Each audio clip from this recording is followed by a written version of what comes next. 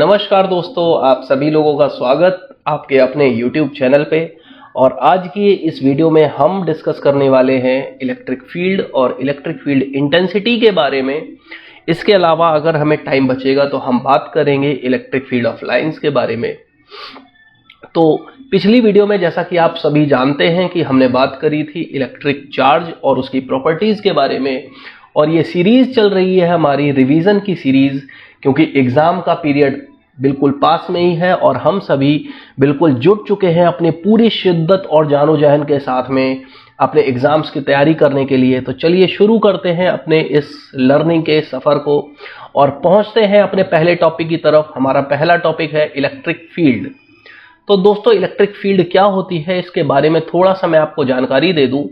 मैं ये कहूँगा कि किसी भी चार्ज के आसपास का वो तमाम रीजन जिसमें वो किसी दूसरे चार्ज के ऊपर अट्रैक्शन या रिपल्शन का फोर्स लगाता है, वो उस चार्ज का इलेक्ट्रिक फील्ड कहलाता है। एग्जाम्पल के तौर पे अगर मैं कहूँ तो यहाँ पे आप देख पा रहे होंगे कि ये जो चार्ज है, ये जो आपके सामने चार्ज है, इसके आसपास मैंने एक कलर्ड रीजन बनाया हुआ है और यही कलर्ड रीजन इस चार्ज का इलेक्ट्रिक फील्ड है। अब अगर कोई भी चार्ज मान लीजिए Q0 इसके अंदर ऐसे इंटर करता है, तो ये चार्ज Q0 इसके अंदर आते ही एक फोर्स एक्सपीरियंस करेगा और इस फोर्स के लगते ही हम ये कहेंगे कि यहाँ से इलेक्ट्रिक फील्ड इसकी शुरू हो रही है ना। बिल्कुल वैसे ही जैसे कि हम लोग जानते हैं कि यूपी के जो चीफ मिनिस्टर हैं श्री आदित्यनाथ योगी, वो सिर्फ उत्तर प्रदेश के अंदर ही अपना जो कानून राज है उसको चला सकते हैं, या यूं कहें कि उनके जो ऑर्डर्स होंगे वो ओनली यूपी में अप्लाई होंगे। सेम उसी तरीके से जैसे दिल्ली की सीएम कौन है इस टाइम पे, रेखा गुप्ता जी हैं, तो उनके ऑर्डर्स ओनली दिल्ली टेरिटरी में अप्लाई होंगे। बिल्कुल उसी तरीके से किसी भी चार्ज के आसपास का वो रीजन जहां पे वो किसी दूसरे चार्ज के ऊपर अट्रैक्शन या रिपल्शन का फोर्स लगा सकता है, वो उसका अपना इलेक्ट्रिक फील्ड होता है। अब बात आती है कि यार अगर इलेक्ट्रिक फील्ड ये होता है तो फिर इलेक्ट्रिक फील्ड इंटेंसिटी क्या होता है। तो चलिए मैं आपको 3 पॉइंट बताता हूं। मैं कहता हूं कि मान लीजिए हमारे पास एक पॉइंट ये है A और एक पॉइंट ये है B और एक पॉइंट ये है यहाँ पे ये C, और मैं आपसे ये पूछना चाहता हूं कि आप ये बताओ कि इन तीनों पॉइंट में से फोर्स किस पे ज्यादा होगा, किस पे कम होगा, किस पे सबसे कम होगा या किस पे सबसे ज्यादा होगा। तो आप कहोगे कि भैया ऐसा है कि पॉइंट C सबसे पास में है। ये जो पॉइंट C है ये सबसे पास में है किसके, ये पॉइंट C सबसे पास में है चार्ज के। तो हम कहेंगे कि जो फोर्स होगा एट C वो सबसे ज्यादा होगा, फिर B पे उससे ज्यादा होगा और फिर सबसे कम A पर होगा। हम कहेंगे हाँ भाई बिल्कुल सही बात है, क्योंकि जो पास में है उसके ऊपर फोर्स ज्यादा होगा, जो रिश्तेदार पास होगा उसी से प्रेम मोहब्बत ज्यादा होगी, है ना, जो दूर होगा उससे थोड़ी होगी। तो इसका मतलब क्या होता है कि जैसे जैसे फोर्स की वैल्यू बढ़ रही है तो हम ये कह सकते हैं कि इंटेंसिटी बढ़ रही है, मतलब कि उससे इंटेंस होने की प्रॉपर्टी जो है वो बढ़ रही है। तब हम बोलते हैं कि electric field intensity is defined as the force per unit charge is known as electric field intensity. That's means कि अगर इस Q की वैल्यू को हम कह दें कि ये Q एक हमारा 1 कूलम का है, तो ऐसी कंडीशन में E इज इक्वल टू आ जाएगा हमारे पास F, और this is known as the electric field intensity. ठीक है, और इसकी यूनिट क्या होगी, तो हम यहां पे अगर बात करें यूनिट की तो यूनिट होगी हमारी, अब देखो यहां पे फोर्स की यूनिट क्या होती है न्यूटन, Q की क्या होती है कूलम, तो हमारी जो यूनिट हो जाएगी वो हो जाएगी न्यूटन पर कूलम। ठीक है, अगर हम इसके डायमेंशन की बात कर लें, तो डायमेंशन क्या हो जाएगा, तो देखो भाई न्यूटन तो होता है फोर्स यानी कि mLT टू द पावर -2, ठीक है, और कूलम का होता है AT।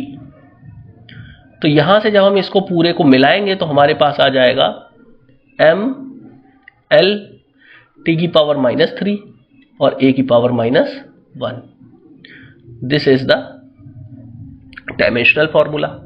इसके अलावा हम एक और यूनिट को रिप्रेजेंट करते हैं, हम एक और यूनिट लिखते हैं और वो यूनिट होती है वोल्ट पर मीटर, जिसको हम लोग बात करेंगे अगले रिवीजन सेक्शन में जब हम बात कर रहे होंगे पोटेंशियल की। ठीक है, तो हमने बात कर ली इलेक्ट्रिक फील्ड की, हमने बात कर ली इलेक्ट्रिक फील्ड इंटेंसिटी की। चलिए अब हम शुरू करते हैं और जानते हैं इलेक्ट्रिक फील्ड इंटेंसिटी के फॉर्मूले के बारे में। तो इन सभी के बारे में हम लोग बात करेंगे।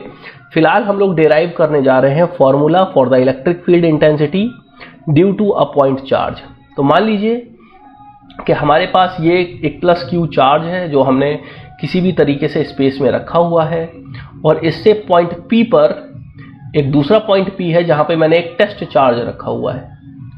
अगर हम सिर्फ टेस्ट चार्ज की बात करें तो टेस्ट चार्ज क्या होता है, जिसका फोर्स जो है वो सिर्फ आप एक्सपीरियंस नहीं कर सकते, वो सिर्फ और सिर्फ वो किसी को ना ही अट्रैक्ट कर सकता है ना ही रिपेल कर सकता है, बस सिर्फ और सिर्फ वो फोर्स को थोड़ा सा आपको एक्सपीरियंस करा देगा कि यहाँ पे एक फोर्स है।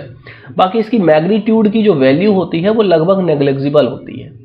तो फिलहाल ये वही टेस्ट चार्ज रखा है जो r डिस्टेंस पे पॉइंट P पे, जो सिर्फ यहाँ पे ये टेस्ट करने वाला है कि यहाँ पे इलेक्ट्रिक फील्ड है कि नहीं है ना। जैसे हमारे घर में एक टेस्टर होता है ना, जहाँ पे हम लोग टेस्ट करते हैं कि लाइट है कि नहीं है, बिल्कुल उसी तरीके से। तो अगर हम यहाँ पे देखें तो हम देख पा रहे हैं कि हमारे पास एक Q0 चार्ज रखा हुआ है, और ये Q0 चार्ज अगर जाहिर सी बात है कि इसकी इलेक्ट्रिक फील्ड में है, अगर ये Q0 चार्ज इसकी इलेक्ट्रिक फील्ड में है यानी कि इस वाले चार्ज की, तो हम क्या कहेंगे कि भैया अगर ये इलेक्ट्रिक फील्ड में तो इसके ऊपर एक फोर्स लग रहा होगा। तो हम F बराबर क्या लिख सकते हैं, Q0 इंटू ई। ये हमने लिख दिया, देखो F is equal to Q0 into E. ठीक, अब कूलम्स लॉ के हिसाब से हम ये बात जानते हैं कि अगर दो चार्जेस एक दूसरे से r सेपरेशन पे हैं तो ऐसी कंडीशन में उनके ऊपर लगने वाला फोर्स F बराबर हम लोग बोल सकते हैं F is equal to 1/4 pi epsilon naught Q0 upon r square. तो हमने ये इक्वेशन नंबर 2 लिख दी। लेकिन अगर हम मैथमेटिकल इक्वेशन के हिसाब से देखें तो हम कह सकते हैं यार F तो इधर भी लिखा है और F इधर भी लिखा है, तो ऐसी कंडीशन में अगर दोनों तरफ F लिखा है तो दूसरे का इसका राइट हैंड साइड भी बराबर होना चाहिए। तो हमने वही यहाँ पे बराबर कर दिया, ये देखो। और जैसे ही बराबर करा, यहाँ पे देखो Q0 और Q0 कट गया और E की वैल्यू आ गई हमारे पास, E की वैल्यू आ गई 1/4 pi epsilon naught Q upon r square. अच्छा, यहाँ पे मैंने E के ऊपर वेक्टर लगाया, तो अगर आप इसको भी वेक्टर फॉर्मेट में चेंज करना चाहते हो तो यहाँ पे एक r कैप का यूज कर लेंगे। जो मैथ्स वाले स्टूडेंट हैं वो यहीं पे इस r कैप को चेंज कर देंगे r vector upon mod of r में, और हमारे पास तब एक नया फॉर्मूला बन जाएगा E vector is equal to 1/4 pi epsilon naught Q upon r square, sorry r cube into r of vector. ठीक है, ये हमारे पास एक नया फॉर्मूला बन जाएगा। ठीक है भाई, चलिए इसके बाद अगर हम बात करें,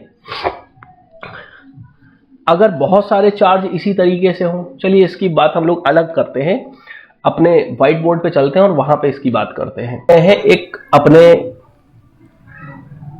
हम आ गए हैं अपने एक व्हाइट बोर्ड पे, और यहाँ पे मैं बात करने वाला हूं कि मान लीजिए हमारे ऊपर कुछ n सिस्टम ऑफ चार्जेस है। यहाँ पे कुछ Q1 है, यहाँ पे कुछ Q2 है, यहाँ पे कुछ Q3 है, यहाँ पे कुछ Q4 है, और यहाँ पे हमारा एक जनरल पॉइंट है, कोई P पॉइंट है। ठीक है, ये कोई जनरल पॉइंट P है, और हम ये कहना चाहते हैं इस पॉइंट P पे हम आगे फील्ड निकालना चाहते हैं कि E नेट कितना है। तो आप एक बात बताओ कि अगर E एक वेक्टर क्वांटिटी है तो Q1 की वजह से यहाँ पे कुछ E1 होगा, है ना। इसी तरीके से Q2 की वजह से यहाँ पे कुछ E2 होगा, इस तरीके से E2 होगा। इसी तरीके से Q3 की वजह से यहाँ पे कुछ E3 होगा। तो अगर हम इन सभी के वेक्टर सम को ऐड कर लें, हम इन सभी का वेक्टर सम ले लें, क्या ले लें, वेक्टर सम ले लें, तो ऐसी कंडीशन में क्या होगा, हम ये कह सकते हैं कि वेक्टर सम जो है इनके नेट इलेक्ट्रिक फील्ड के बराबर होगा। तो हम यहाँ पे लिख सकते हैं कि E नेट जो है वो बराबर हो जाएगा E1 vector plus E2 vector plus E3 vector up to so on, जितने भी चार्जेस हैं, है ना। तो अगर हम E1 को ध्यान से लिखेंगे अपने फॉर्मूले के अकॉर्डिंग, क्योंकि देखो हम लोगों को E का जो फॉर्मूला मिला था वो मिला था 1/4 pi epsilon naught Q upon r square, है ना, ये मिला था। तो ऐसी कंडीशन में अगर हम यहाँ पे फॉर्मूला लिखने की कोशिश करते हैं तो हमारे पास फॉर्मूला क्या हो जाएगा, देखो 1/4 पाई एप्सिलॉन नॉट Q1, क्योंकि Q1 के लिए लिख रहे हैं, अपॉन r1 स्क्वायर प्लस और साथ ही साथ में R1 का कैप भी, क्योंकि वेक्टर फॉर्मेट में लिख रहे हैं। 1/4 pi epsilon naught Q2 upon R2 square into R2 cap, और ऐसे करके लास्ट तक चला जाएगा। मैंने 3 वाला टर्म नहीं लिखा, यानी कि E3 वाला। तो अगर हम इन सभी को देखें तो 1/4 पाई एप्सिलॉन नॉट तो कॉमन आ जाएगा, और अंदर बचेगा हमारे पास Q1 अपॉन R1 का square into R1 cap plus Q2 upon R2 square into R2 का कैप, और यह लास्ट तक चला जाएगा। ठीक है, अगर हम इसको थोड़ा सा मैथमेटिकल इंटरप्रिटेशन की बात करें और देखें तो हम ये कह सकते हैं कि 1/4 पाई एप्सिलॉन नॉट, और हम यहाँ पे समेशन का साइन लगा देंगे, और यहाँ पे हम Q को कुछ जनरलाइज कर देंगे I से, R को भी कुछ जनरलाइज कर देंगे I से, और RI कैप से हम इसको भी जनरलाइज कर देंगे, और हम I की वैल्यू दे देंगे I is equal to from 1 to कुछ n, और ये हमारा E नेट का फॉर्मूला आ जाएगा। ये आ जाएगा हमारा E नेट का फॉर्मूला। ठीक है, और इस तरीके से हम E नेट को फाइंड आउट कर लेंगे, और ये जो फॉर्मूला होता है इसी को हम बोलते हैं formula of superposition of electric field. Superposition of electric field intensity.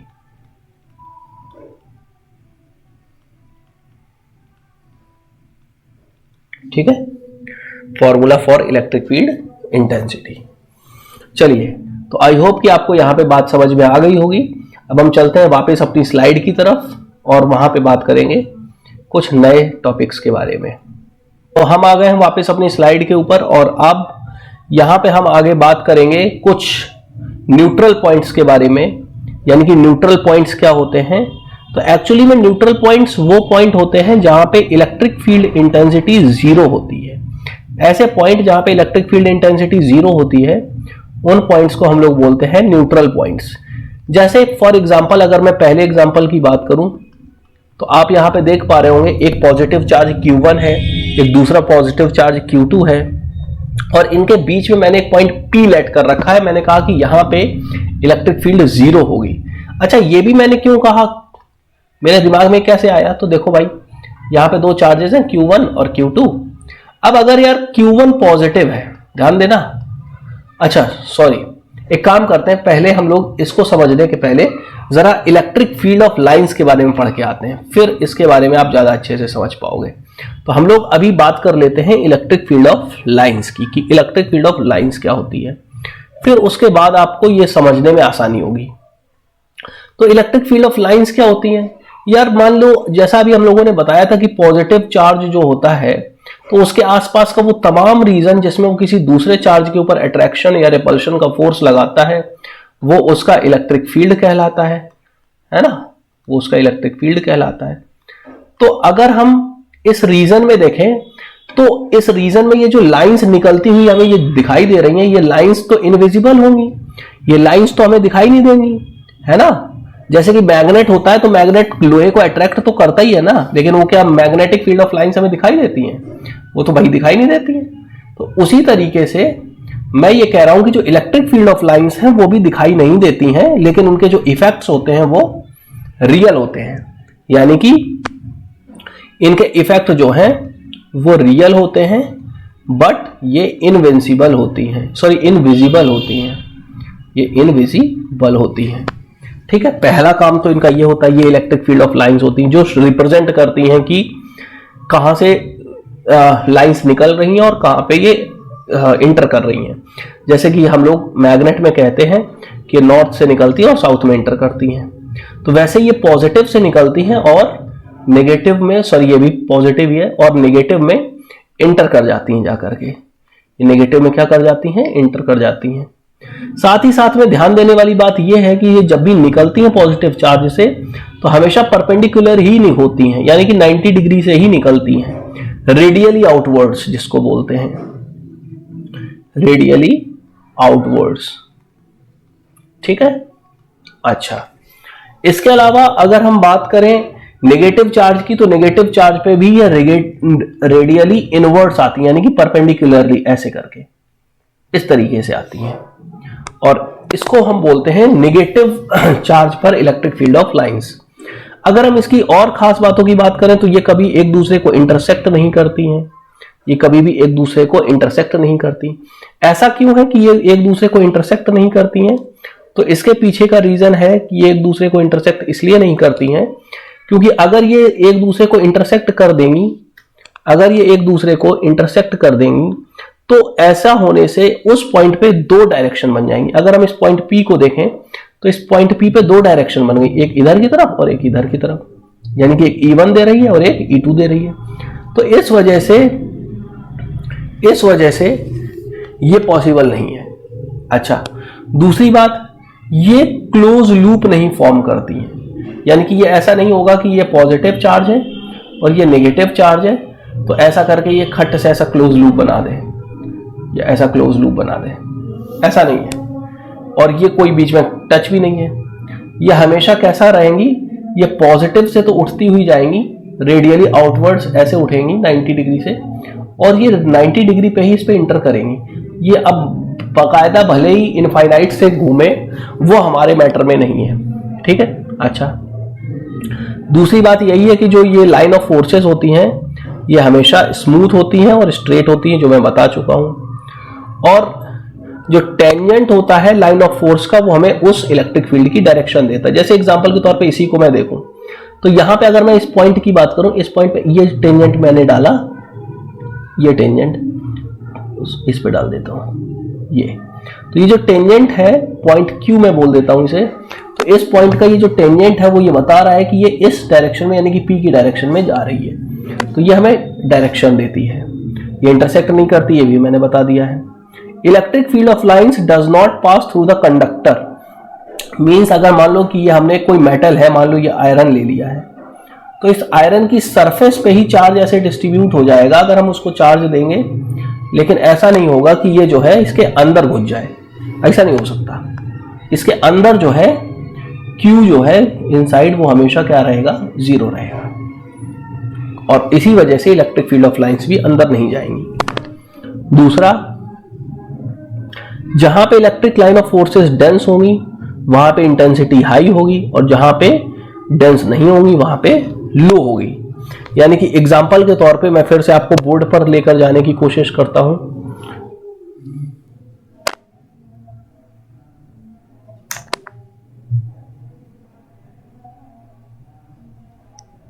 तो ये आ गए हम लोग अपने एक बोर्ड पे, और यहां पे देखिए, मान लीजिए कि हमारे पास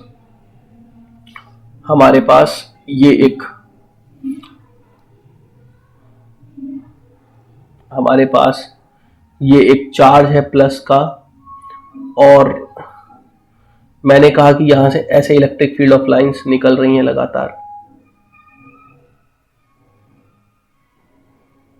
ठीक है, ऐसे इलेक्ट्रिक फील्ड ऑफ लाइंस निकल रही हैं। तो अब अगर आप थोड़ा सा इस रीजन को ध्यान से देखोगे, मैं थोड़ा सा आपको इस रीजन के बारे में बता देता हूं। अगर आप इस रीजन को ध्यान से देखोगे तो आप देख पा रहे होगे कि इस रीजन में कितनी सारी 1 2 3 4 ये इलेक्ट्रिक फील्ड है। तो यहाँ पे डेंसिटी कैसी है, डेंसिटी यहाँ पे बहुत ज़्यादा है, और ऐसी कंडीशन में जब डेंसिटी बहुत ज़्यादा है तो हम ये कह सकते हैं कि डेंसिटी बहुत ज़्यादा होने की वजह से यहाँ पे जो इलेक्ट्रिक फील्ड इंटेंसिटी है वो बहुत हाई है, ठीक है। और वहीं पे अगर मैं तुमसे कहूँ कि ये वाले फील्ड में देखें तो यहाँ पे डेंसिटी उतनी नहीं है, गैप बहुत ज़्यादा है, बहुत ज़्यादा लाइनें नहीं है, तो इंटेंसिटी लो होगी क्योंकि डेंसिटी भी लो है, ठीक है। एक मैं एग्जांपल आपको देता हूँ, जैसे मान लीजिए कि मेरे पास एक इस तरीके से मैं इलेक्ट्रिक फील्ड ऑफ लाइंस का मैं एक यहाँ पे आपको पूरे ग्राफ बना के बता रहा हूँ। चलिए, तो मैं कह रहा हूं कि हमारे पास मान लो कि 3 पॉइंट हैं। यहाँ पे मैं लिख रहा हूं एक पॉइंट A, यहाँ पे लिख रहा हूं पॉइंट B, और यहाँ पे लिख रहा हूं पॉइंट C। और क्वेश्चन मैं आपसे ये पूछ रहा हूं कि आप ये बताओ कि कहाँ पे इलेक्ट्रिक फील्ड इंटेंसिटी ज़्यादा होगी, कम होगी और सबसे कम होगी। तो मैं ये कहूँगा कि भैया EA यानी कि A पॉइंट पे डेंसिटी बहुत ज़्यादा है, देखो, तो A जो है उस पर सबसे ज़्यादा इलेक्ट्रिक फील्ड इंटेंसिटी होगी। फिर सी पे होगी क्योंकि सी पे थोड़ा सा उससे कम है ना, तो ई सी पे जो है उससे कम है। और बी पे अगर हम बी की बात करें तो हम कहेंगे कि बी पे तो सबसे ही कम है, तो बी जो है वो सबसे कम हो जाएगा। And this would be the value of electric field intensity at different points. तो ये बात हो गई इलेक्ट्रिक फील्ड इंटेंसिटी की। ठीक है, मैंने आज बात करी इलेक्ट्रिक फील्ड इंटेंसिटी के लॉ ऑफ सुपरपोजिशन की, इलेक्ट्रिक फील्ड के डेरिवेशन की, इसके अलावा electric field of line of forces की। तो आई थिंक कि आज के इस छोटे से 15 मिनट के क्लास के लिए ये इलेक्ट्रिक फील्ड का कंसेप्ट आपके समझ में आया होगा। हाँ, एक कंसेप्ट और रह गया है जिसको मैं डिस्कस कर लेता हूं, जो था नल पॉइंट के बारे में। तो मैं बता दूं नल पॉइंट क्या होता है। अगर हम नल पॉइंट की थोड़ी सी चर्चा कर लें तो वो पॉइंट जहां पे इलेक्ट्रिक फील्ड इंटेंसिटी 0 हो जाए उस पॉइंट को हम लोग बोलते हैं नल पॉइंट। तो देखते हैं नल पॉइंट हम लोग कैसे फाइंड आउट कर सकते हैं।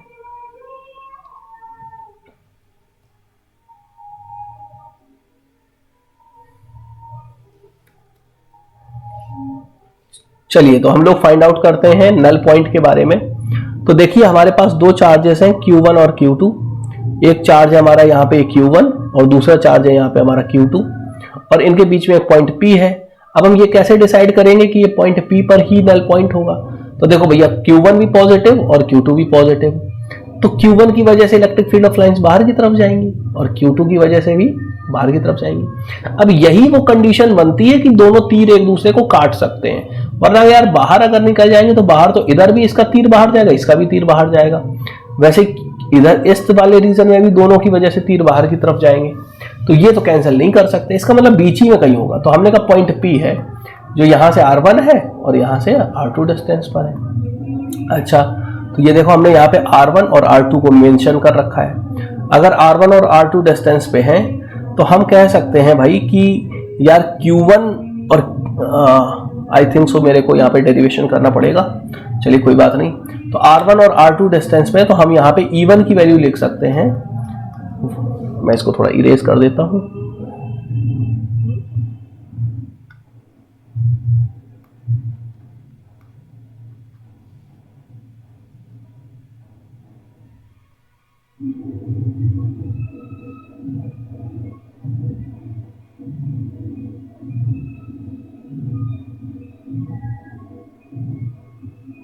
चलो,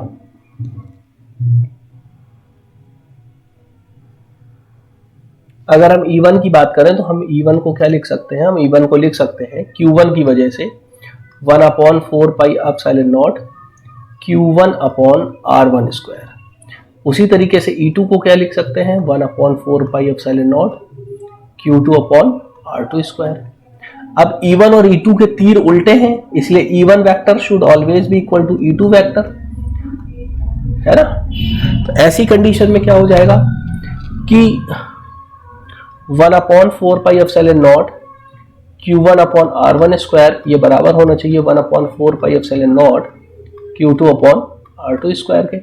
अब देखो 1/4 पाई एप्सिलॉन नॉट से कट जाएगा, तो यहां से हमारे पास आ जाएगा Q1 upon R1 square should always be equal to Q2 upon R2 square. Q2 को इधर ले आएंगे तो Q1 upon Q2 would equal to R1 upon R2 का whole of square. This would be the formula. और इसी तरीके से अगर हम ये कह दें कि Q1 और Q2 की वैल्यू एक जनरल Q के बराबर है, तो इसका मतलब यहीं से ये वैल्यू आ जाएगी Q upon Q is equal to R1 square upon R2 square. ये कट जाएगा तो R1 की वैल्यू किसके बराबर आ जाएगी? R2 के। यानी कि ये कहां पे स्थित होगा? पॉइंट P हमारा ये मिड पॉइंट पे होगा। ठीक है, तो इस तरीके से हमारे पास न्यूट्रल पॉइंट भी आ जाएंगे। आई होप कि आज के वीडियो में आपको इलेक्ट्रिक फील्ड इंटेंसिटी से रिलेटेड थ्योरी समझ में आई होगी। अगर आपको कोई भी न्यूमेरिकल ऐसा लगता है कि ये आपको दिक्कत कर रहा है, आप सॉल्व करने में परेशान हो रहे हैं, तो आप प्लीज मेरे को कमेंट सेक्शन में उसकी फोटो खींचकर पेस्ट कर सकते हो, या फिर आप मेरे टेलीग्राम चैनल पे आइकॉनिक स्टूडेंट फिजिक्स पे इसको भेज सकते हो और मैं उसका सॉल्यूशन जल्द ही आपके सामने भेज दूंगा। फिलहाल आई होप आपको ये वीडियो अच्छा लगा होगा। वीडियो अच्छा लगता है तो लाइक करिए, अपने फ्रेंड्स के साथ भी शेयर करिए, बने रहिए इस वीडियो के साथ में। मिलेंगे अगले वीडियो में, तब तक के लिए थैंक यू वेरी मच।